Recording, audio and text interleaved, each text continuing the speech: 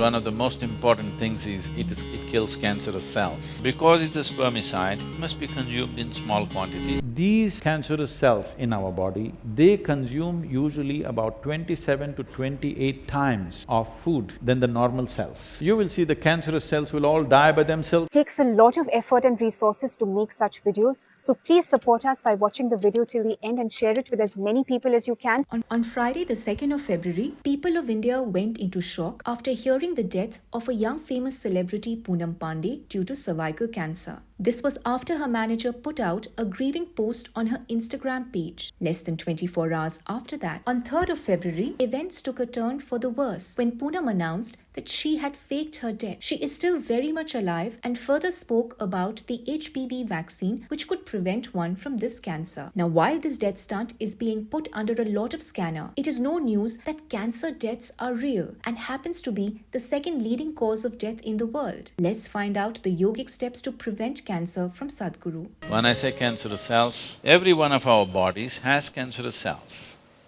but they're disorganized. They're all over the place. For some reason, if you create certain situations in the body, they will get organized. There are cancerous cells, these are criminal cells. They're running around. If they're loafing around by themselves, no problem, then it's a problem. So the same thing with the body. Before they gang up, if you keep breaking them up here and there, killing a few guys, everyday neem just does that.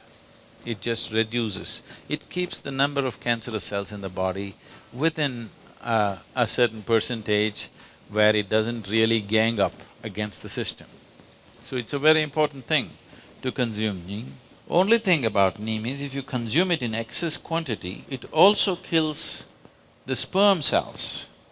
That is, we will have the fortune of a reduced population. Everybody in the world consumes enough neem. Because it's a spermicide, it must be consumed in small quantities because it's not for us to decide what should happen to an individual. Women, when they are pregnant, up to 4 months of pregnancy, or to be safe, up to 5 months of pregnancy, one should not consume neem because it is a spermicide. When the fetus is developing, the role of the sperm is still there to a certain point. 4 months is what is prescribed. I am saying 5 months. One can start after 5 months. So how do you consume neem? Take 8 to 10 neem leaves and chew on them. It is best to keep them in the mouth for some time. Do not consume anything for 1.5 hours post that. This will not only help to prevent cancer cells but also improve your immunity.